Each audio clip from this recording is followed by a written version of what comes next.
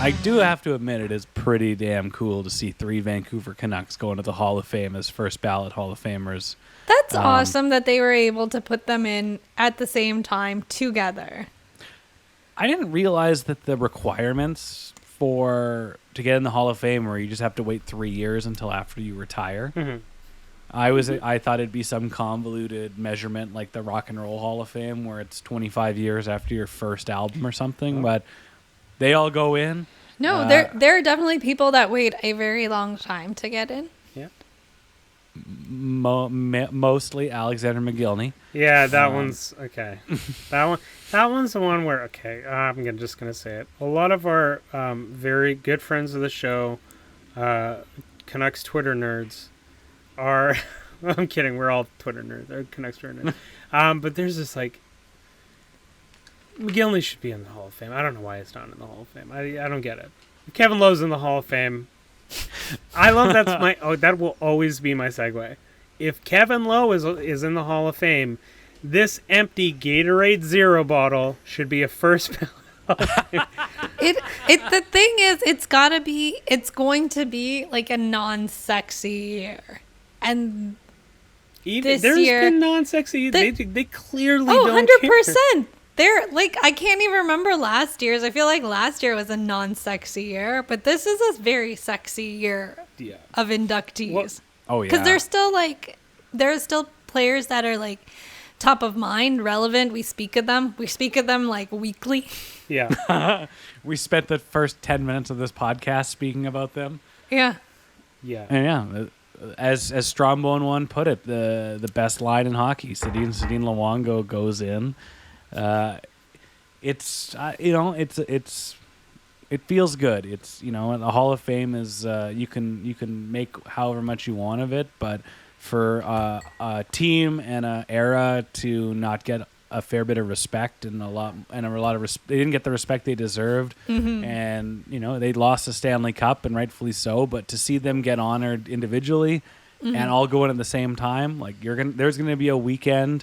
That Toronto Maple Leaf game at home with the dumb patch is going to be all about the Vancouver Canucks.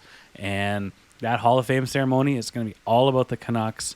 And it's very... And nothing is ever about the Canucks. It's never all about the Canucks in this league. We don't talk about the Canucks enough on this podcast, really. Not on this podcast, but in this league. Definitely not on TSN. In fact, I'm sure the headline was like... former players who lost to Toronto Maple Leafs in 2006 get inducted into the Hall of Fame. It's got to be something like this. Former teammates of Matt Sundin go into Hall. Well, the Nazem Kadri headline was former Leaf Nazem Kadri wins Stanley Cup. Yeah, no, that is actually brilliant. Yeah, it's just really cool that looking at Daniel and Henrik, we're never going to see, I think, in professional sports, anything like we saw in their careers. Nope. It's something that you, like, someone who's writing, like, a sports movie would think of. What if there were two twins that were so good? This is like an Amanda, what's that Amanda Bynes movie where it's based off of that Shakespeare, She's the man. There we go. Yeah, so it just seems like it's something that's written out of Hollywood, and you look at how they were brought into this league. Brian Burke making those crazy trades, basically not knowing that if he was going to be able to pull it off the night before, because Don Waddell from the Thrashers wasn't going to, he kind of hung up on him and just left him kind of cold turkey on it. Berkey let him have a couple more drinks, then he made another phone call. Maybe. Right. Remember, he was going to walk away with a Sedin and Stefan or a Sedin and Brendel, but no one was walking away with two Sedins. It's crazy because I think the story, what his intention was at the time was he was trying to think of a way to draft 1, 2, 3. So they would have had both Sedins and Patrick Stefan. And Patrick Stefan, sadly, dealt with a lot of concussion issues in his career, but he was a pretty good player. Before his injuries. And then, Daniel and Henrik, you see what they turned into, that they see that they turned this franchise around from the second round West Coast Express era. And then just what they've, the culture they set for Vancouver Canucks hockey, where even that they're not in the dressing rooms anymore, like, the bar's set so high for the community aspect, for Canucks Place and everything. And in terms of Roberto Luongo, it's a really damn shame that Roberto Luongo did not at the time in his career win more hardware than he did. I mean, he has just a Jennings, 2 Olympic gold medals. Oh, yeah. But I think back at his first season in Vancouver, and Martin Brodeur winning the Vezina and the Hart Trophy over him, which is, if I can say, just an absolute crock of shit. Just if we're talking about strictly the most valuable player on their team that may and with the asterisk of they have to make the playoffs. Yeah. If Jeff Cowan was the guy, the Brawbarian was the guy that you're like, oh yeah, we got Jeff Cowan against the Anaheim Ducks.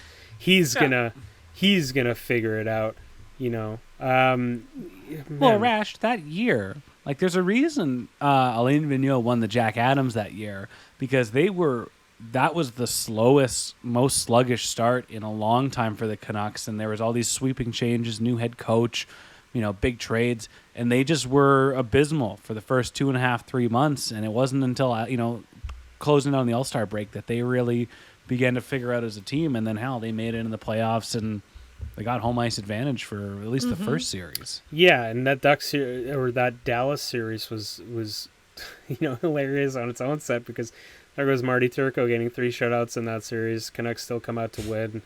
Trevor Linden scores in a Game 7. They have that quadruple, or that 3 or quadruple overtime Game 1.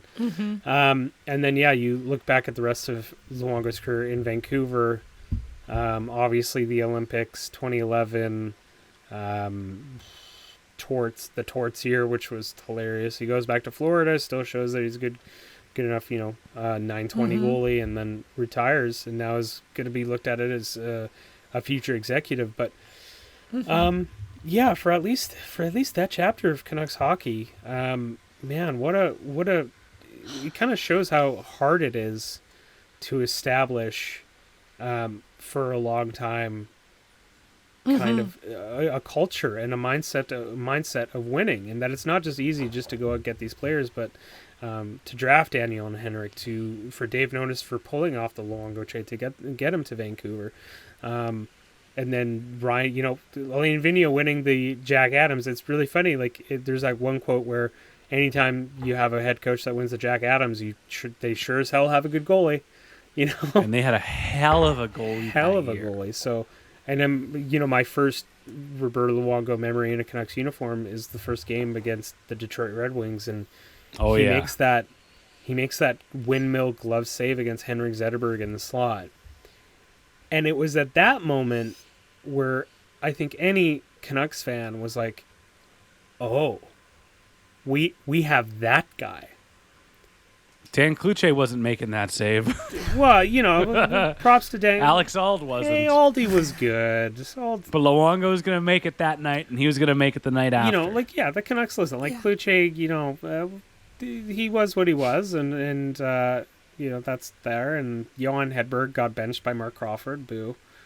And then, Alex Auld came in, and Aldi was, Alex Auld had a great career. Multiple teams, but he had a long career as a 1B guy, putting up good numbers and getting NHL wins. But man, it's so funny from looking at it from a franchise that had to deal with pretty average goaltending, below average to average goaltending, to finally be able to look and be like, oh, that's what it looks like. That's what a 920, 925 goaltender looks like. That's the guy that is going to make the other team be like, how the F are we going to score? Yeah. On this You're not team? Scoring on Luongo tonight. Yeah. He's on his game tonight. It's a starting pitcher that's dealing. And then we just to wax poetic for a minute, but Roberto Luongo spoiled this fan base massively. Because then years later, you started seeing certain Canucks fans criticizing Luongo, being like, "Oh, he made 47 saves.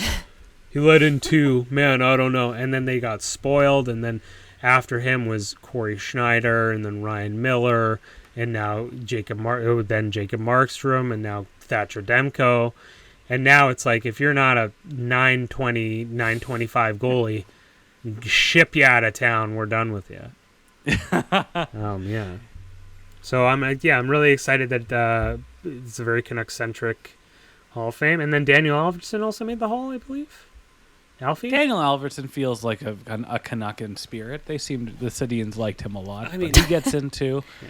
And Alexander McGillney doesn't, as we've talked about, for another year. 990 games played, 473 goals, 1,032 points, which essentially is your prerequisite.